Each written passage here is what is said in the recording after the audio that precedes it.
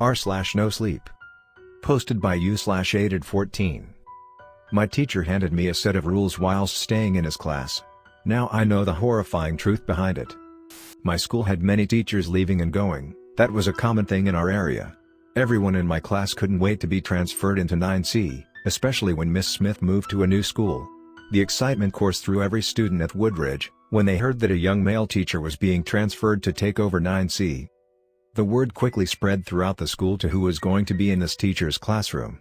Me and Jonas were selected as well as 15 other students. The day finally came when we're brought to this teacher's classroom.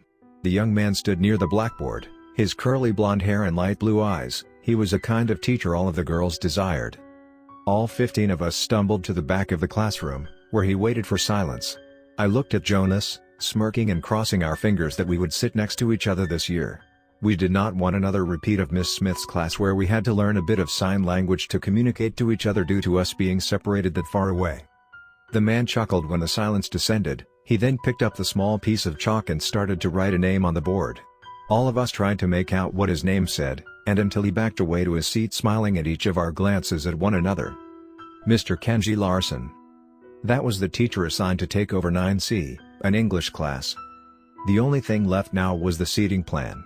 We all dreaded sitting near a person we either couldn't stand or didn't want to know about them. Mr. Larson then clasped his hands together. With a soft smile he then said, "Each of you can choose who you like to sit next to, my orders." The biggest relief swept over the class as everyone happily murmured and tried finding a seat with either their friend or by themselves. Me and Jonas didn't hesitate to sit at the very back of the classroom. I sat in the middle row whilst he sat corresponding to me. That was the start of all the good things Mr. Larson did to make us feel welcomed in his classroom. Soon enough every child at Woodridge had a favorite teacher and that was him. Unfortunately none of them were able to know the pure delight we felt when we had English.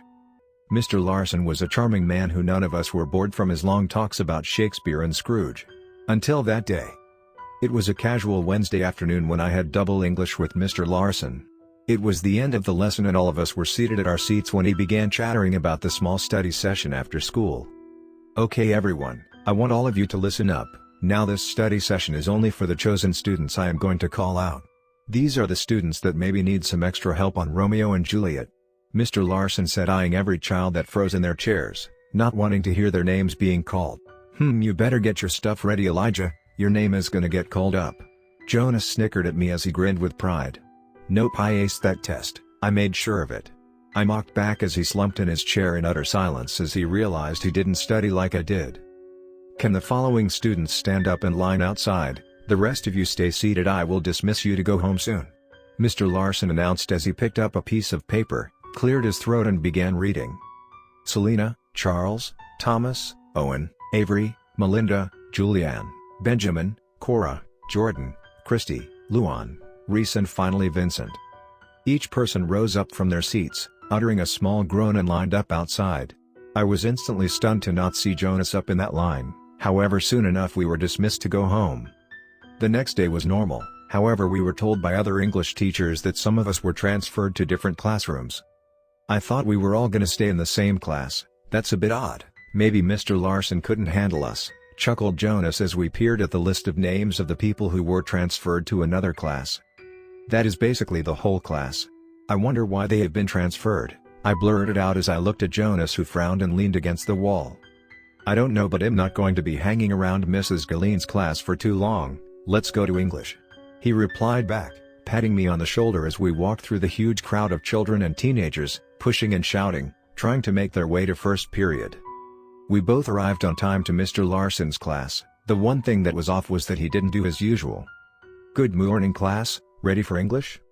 Instead, Mr. Larson stood up with the usual small chalk in his hand and sternly looked at each child individually, as if he was checking them for hidden knives. Both of us trotted to our usual seats, as we stared at our new classmates entering our classroom. It was nothing like I've ever seen before. The students that walked into Mr. Larson's classroom did not appear normal. Each child that took their designated seats, depending on where Mr. Larson strictly pointed, did not look appealing. It was as if all the color from their cheeks and body slowly bled out, their sunken eyes and small limp fingers. Me and Jonas were fixated on these appearances. That was when a harsh knock resonated through my skin, and everyone was fixated on Mr. Larson. The one thing that was also odd about Mr. Larson was that his once beautiful blonde curly hair was now messy and strands looked as if they were purposefully cut off.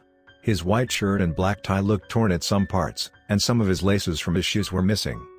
With a hoarse voice he then muttered, "I am going to be handing out a piece of paper with your name on it.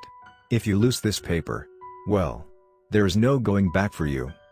Mr. Larson whimpered as he took a pile of neatly laid papers and began handing it out to some of the children.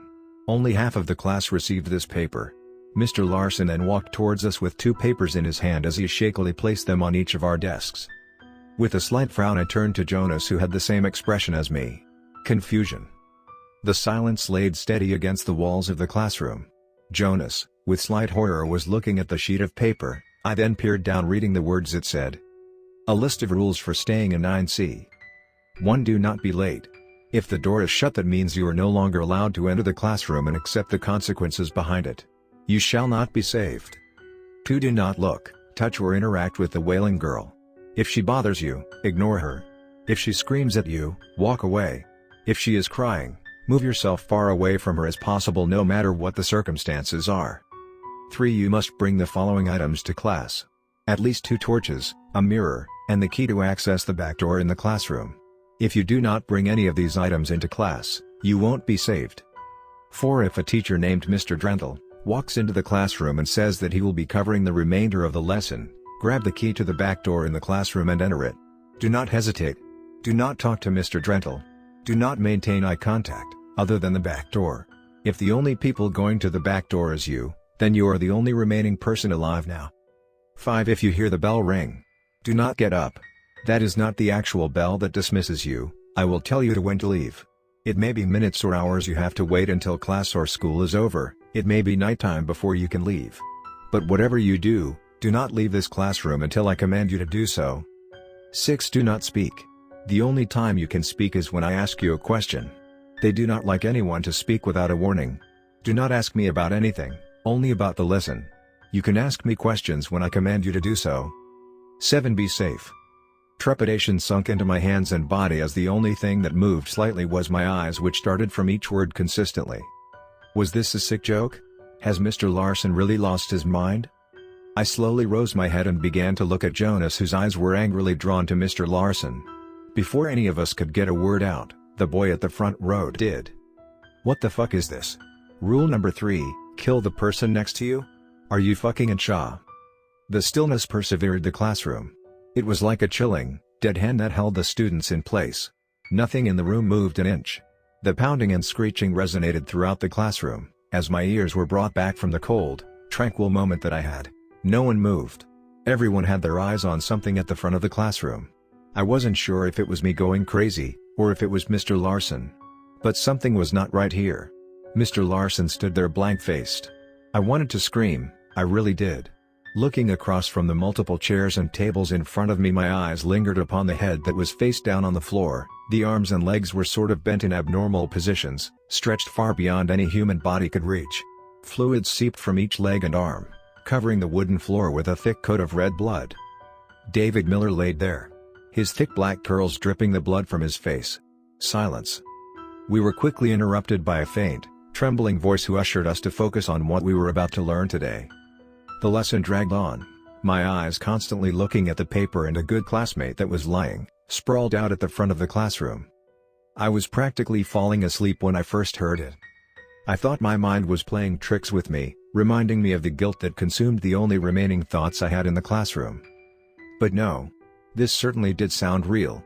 The shrilling scream that echoed the halls of Woodridge. I waited, hoping to hear teachers pop out from their classroom and deal with the situation and maybe, just maybe, enter 9C. But that didn't happen. The bell rang, a faint relief swept over the class as we realized English was over. I quickly glanced at Jonas as I started to cram my books into my bag. Jonas turned his head to me, his cold eyes staring deep into me, then at the paper that laid evenly on the table. I felt my legs slip back into the chair, as I realized what was going on. The sound of cluttering and chatter filled the hallway of the school building. Every child and teenager sounded as if they were being dismissed out of school. Did they forget about us? That sharp thought edged into my mind. Every child was leaving this school but not us? Surely every teacher checked out their register and form to see that none of us were there. It was at least half an hour that passed. Every new student that was assigned to our classroom left. It was only Jonas, me, Kennedy, Isaac, Wayne, Harley and Annie and of course Mr. Larson. That is when we heard it. It wasn't the same as before, the shrill. It was as if it was in our classroom that minute. Dysphoria held my body in place, my chest becoming tighter and tighter with every breath I took in. It was louder. Coming closer and closer to our classroom until... creak. The door slowly opened, a blonde girl walks into the classroom. Beautiful flawless skin and gushing green eyes, she was assigned to sit next to me on the middle row. Green eyes gazed over to me as a dimple formed after her short smile that lit up the classroom. She placed her bag next to her, and put her head down. Mr. Larson tiredly began talking about Romeo and Juliet's background, as a faint sniffle came from the girl. At this point, I was dreary not to notice that Jonas was asleep. A faint cry penetrated the room. I quickly looked over at the girl who had her head down. The screech filled the dim room. At this point Jonas was alerted of the situation. We both were startled but continued to focus on Mr. Larson's speech, his voice getting louder as the screaming did the same. The girl muttered to herself and calmed down. She then slowly turned to me. Her blonde hair sitting on either side of her shoulders. Her warm smile, and eyes looking into mine. She then whispered, "Can you help me with something?"